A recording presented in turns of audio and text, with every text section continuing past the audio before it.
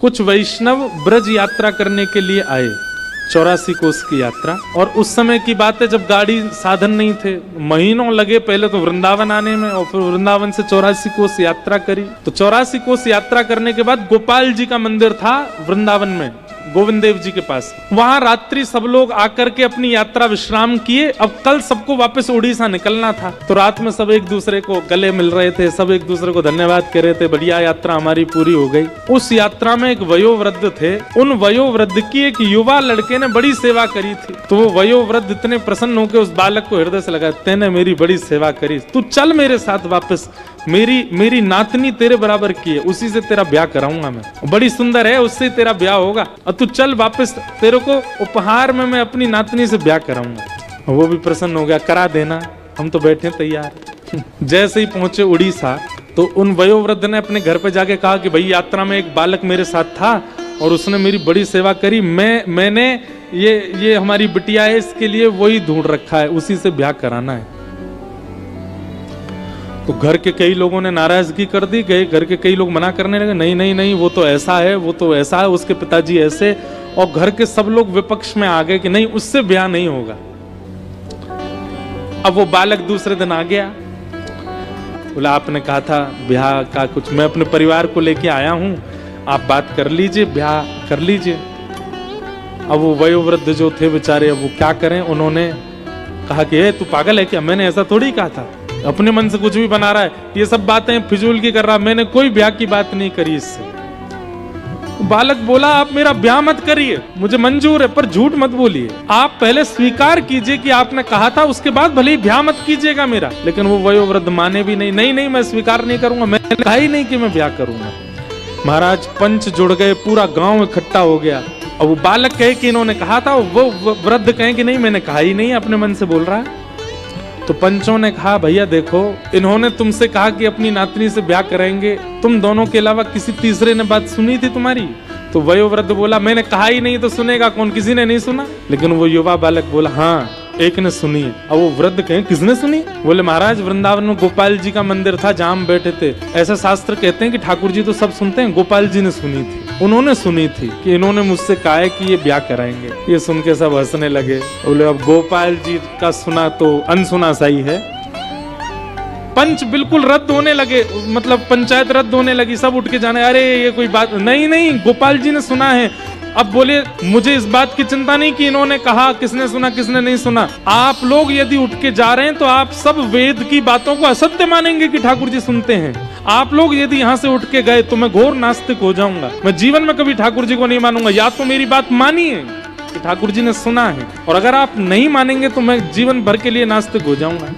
गांव के सब लोग बोले तो बड़ी विडंबना। एक वयोवृद्ध बोले मेरे पास एक उपाय है, रुको इसको मैं बांध दूंगा, उसी चक्र में ही बंधा रहेगा। बोले काम कर, वृंदावन जा गोपाल जी को ले आ, और वो आके यहाँ बोल दें कि हाँ इन्होंने अपनी पुत्री का ब्याह तेरे से निश्चित किया था, हम ब्याह करा देंगे। ठाकुर जी सुनते हैं तो चलना भी तो जानते होंगे, ले आ उनको। वो विश्वास से वृंदावन चला गया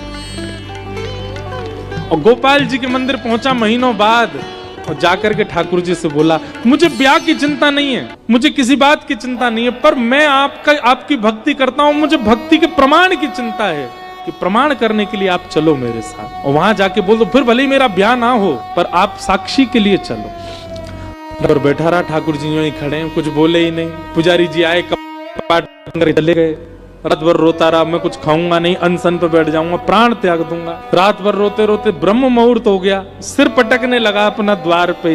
इतने में ही भीतर कपाट के अंदर से ठाकुर जी बोले ए पागल, ये कलयुग है और कलयुग में मैं स्थिर मूर्ति बन गया। मूर्ति कोई चलती है क्या? बाहर से वो वैष्णव बोला मूर्ति बोलती भी तो नहीं है, आप बोल क्यों रहे हो? बोल रहे हो तो इसका मतलब चलना भी जानते हो।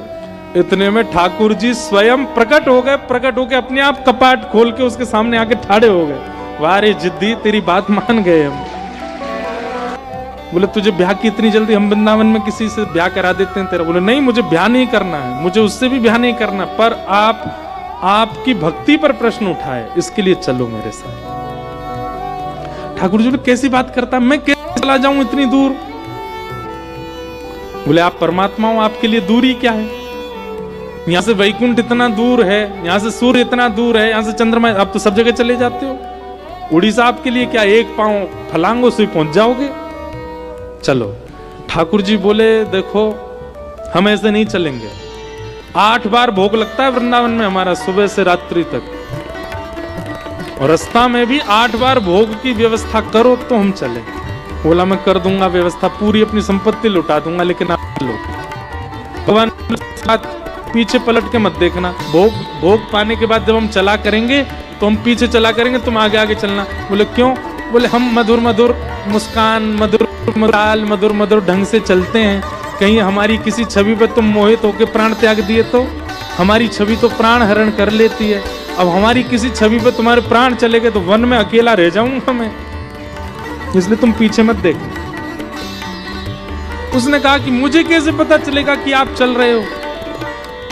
ठाकुर जी बोले हम नूपुर पहन के चलेंगे, नूपुरों की आवाज आएगी तुमको। ठीक है। महाराज पूरे वृंदावन से खूब सामग्री खरीदी उसने और ठाकुर जी को लेकर के रात्रि में ही निकल पड़े। ठाकुर जी नूपुर बजाते भये, टेढ़ी मेढ़ी सी चाल, लटक झटक करके चल रहे हैं। चलते सीधे नहीं है, टेढ़े मेढ़े ही चलते हैं। जैसे भोग पाने की इच्छा होती तो ठाकुर जी ने एक वंशी का रव कर देते तो वो समझ जाता कि अब इनको भोग की इच्छा है, तो वहीं रुक के चूल्हा चिताते, कुछ बनाता, ठाकुर जी को पवाता। जैसे ही उड़ीसा आया, समुद्र के तट पर पहुंचे, चलते चलते ठाकुर जी के नूपुरों की आवाज आनी बंद हो गई। रेत, समुद्र की रेत प्रवेश कर गई नूपुरों में, और जैसे ही रेत नूपुरों की आवाज आनी बंद हुई तो उसने पीछे मुड़ करके देखा तो ठाकुर जी कोई मधुर आसन बना करके खड़े थे, कोई मधुर अपने त्रिभंगी स्वरूप बना करके खड़े थे।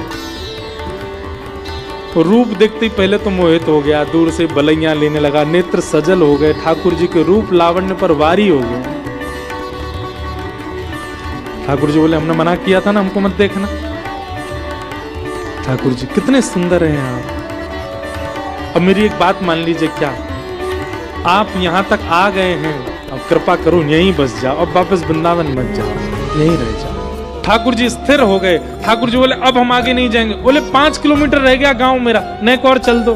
भगवान बोले इतने किलोमीटर चल के आ गए, अब 5 किलोमीटर तेरे गांव के नहीं आ सकते यहाँ पे? बुला ला उनको यहीं पे। और फिर ठाकुर जी ने कहा ये जगन्नाथपुरी का मार्ग है, कालांतर में लोग जगन्नाथपुरी जाएंगे, तेरी साक्षी देने के लिए मैं यहाँ आया हूँ। अब नियम लेता हूँ, जो भी यहाँ आएगा सबकी साक्षी रखूंगा कि सब जगन्नाथपुरी आएगा। इसलिए उनका नाम पड़ा श्री साक्षी गोपाल।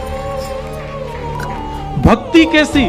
आप ठाकुर जी के पीछे चले नहीं, ठाकुर जी आपके पीछे चल दिए, आपके प्रेम में विवश होके, आपके भाव में विवश होके, आपकी श्रद्धा में विवश होके ठाकुर जी चल दिए आपके पीछे। और फिर भगवान ने साक्षी दी और गांव के लोगों ने उसका ब्याह करा दिया। ठाकुर जी ने ब्याह की भी साक्षी करी। ऐसे श्री गोपाल जी।